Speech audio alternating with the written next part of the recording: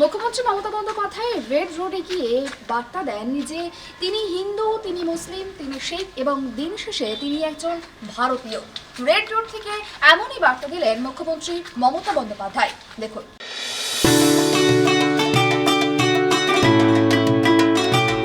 রমজান মাসের শেষে আজ খুশির ঈদ। সকালে কলকাতার রেড রোডে নামাজ পড়েন কয়েক হাজার মানুষ। পরস্পরের সঙ্গে শুভেচ্ছা বিনিময় করেন তারা। সেই কারণে বন্ধ করে দেওয়া হয় একাধিক রাস্তা।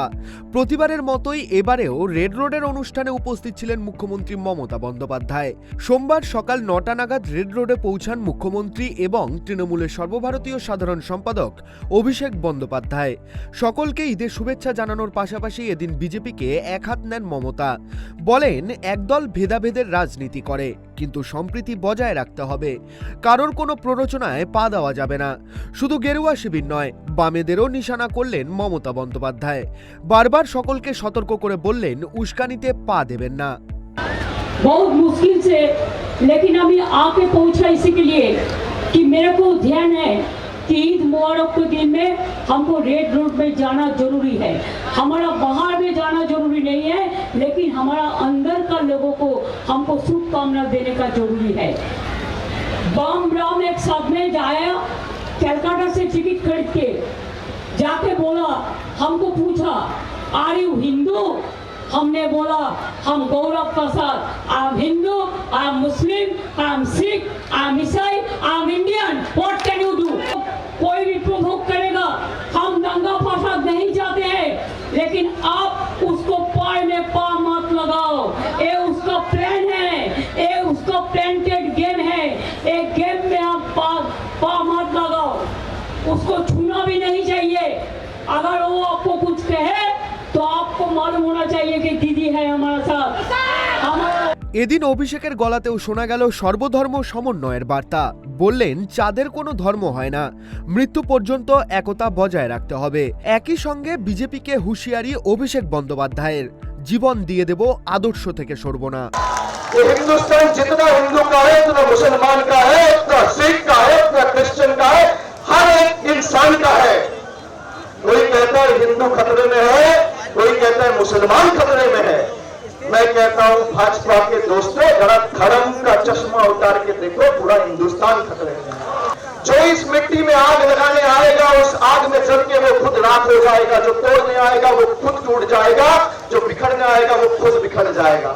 রেড রোডের অনুষ্ঠান থেকে সোজা পার্ক সার্কাস চলে যান মুখ্যমন্ত্রী এবং অভিষেক। লালাল মসজিদের সামনে নেমে পড়েন গাড়ি থেকে। এরপর সেখান থেকে প্রায় 1 কিলোমিটার রাস্তা পায়ে হেঁটে যান সাদা মসজিদ পর্যন্ত।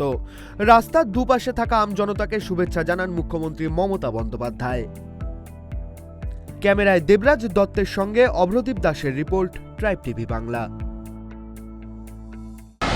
মুখ্যমন্ত্রী মমতা বন্দ্যোপাধ্যায়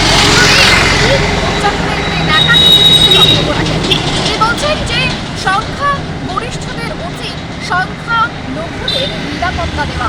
এ বিষয়ে নিয়ে আমরা কথা বলে রয়েছে বিজেপি নেতা রহন সিনহা। রহন, আপনাকে অনেক স্বাগত জানাই। মুখ্যমন্ত্রী মমতা বন্দ্যোপাধ্যায় বলছে সংখ্যা গরিষ্ঠদের উচিত সংখ্যা লঘুদের নিরাপত্তা দেওয়া। হ্যাঁ, মুখ্যমন্ত্রী মমতা বন্দ্যোপাধ্যায় বলছেন আজকে রেড রোড থেকে যে রামনবমীতে বেশ কিছুজন দাঙ্গা করতে চায়, আমি দাঙ্গা করতে দেব না। এ বিষয়ে কি বলবেন? দেখুন, যখনই রামনবমী আসে, এটা 2-3 বছর ধরে মুখ্যমন্ত্রী শুরু করেছেন চারিদিকে মুসলিমদের উস্কে একটা দাঙ্গা তৈরি করার চেষ্টা। গত বছর ঠিক এমনি ভাবে ঈদের সময় থেকে চিৎকার শুরু করেছেন, দাঙ্গা লাগবে দাঙ্গা লাগবে করে করে করে করে শেষ পর্যন্ত হাওড়ায় দাঙ্গা লাগালেন।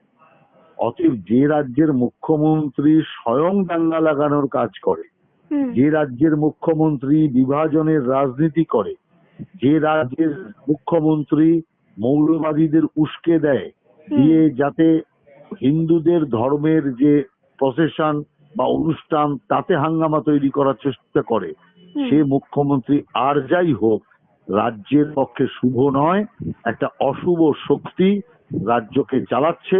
অতএব যতদিন এই অশুভ শক্তি রাজ্যে থাকবে, ততদিন রাজ্যে দাঙ্গা হাঙ্গামা একে অপরের বিরুদ্ধে এই জাতীয় বিষোদ্গার চলতেই থাকবে।